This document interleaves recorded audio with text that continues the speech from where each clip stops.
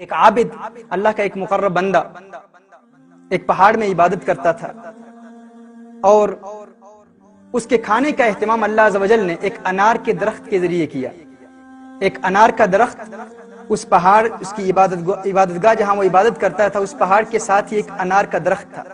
ہر روز اللہ عز و جل اسے 3 انار عطا فرماتا، وہ 3 انار کھا لیتا، اور وہی اس کی روزی تھی، وہی اس کا رزق تھا، اور وہی اس کے لیے کفایت کر جاتا۔ اللہ عز و جل کو امتحان منظور ہوا، اور اللہ عز و جل نے اس کا امتحان لینے کے لیے ایک دن انار نہیں عطا فرمائے۔ اس نے صبر کیا، دوسرے دن پھر اللہ عز و جل نے انار نہیں عطا فرمایا، دوسرے دن پھر اس نے صبر کیا، تیسرے دن اللہ عز و جل نے اسے پھر انار کی نعمت سے محروم رکھا۔ امتحان لے رہا تھا اس کا رب۔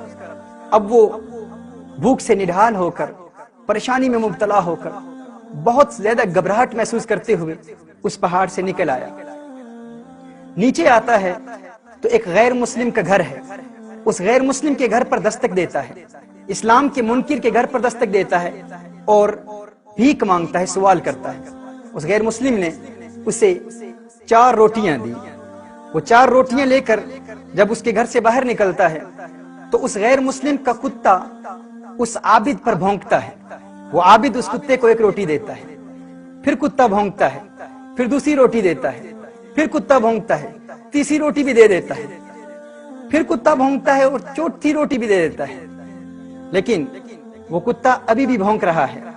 ناظرین کرام، اس عابد نے اس کتے کو دیکھ کر کہا، تو کیسا لالچی کتا ہے، تجھے شرم نہیں آتی کہ میں تیرے مالک کے دروازے پر بھیک مانگنے کے لیے آیا تھا، تیرے مالک کے دروازے پر میں نے دستک دی، تیرے مالک نے مجھے بھیک دی، 4 روٹیاں دی، چاروں روٹیاں تو کھا گیا اور ابھی بھی بھونک رہا ہے۔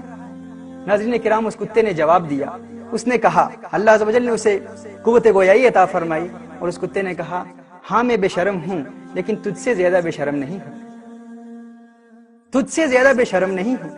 وہ اس لیے کیونکہ وہ رب جو تجھے بغیر کسی مشقت کے، بغیر کسی محنت کے، تیرا مالک، تیرا کریم مولا جو تجھے بغیر کسی محنت و مشقت کے مدتوں سے کھلا رہا ہے، 3 روز تجھے تیرے رب نے انار نہیں دیے تو تو اپنے رب کے دشمن کے دروازے پر بھیک مانگنے کے لیے آ گیا ہے۔ میں تو بے شرم ہوں، لیکن تجھ سے بڑا بے شرم نہیں ہوں۔ اللہ اکبر۔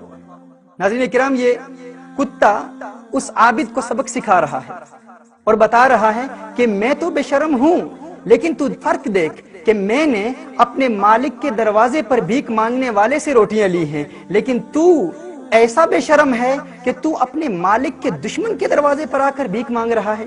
تیرا رب تجھے مدتوں سے کھلا رہا ہے، لیکن پھر بھی تو اس کے دشمن کے دروازے پر دستک دے رہا ہے۔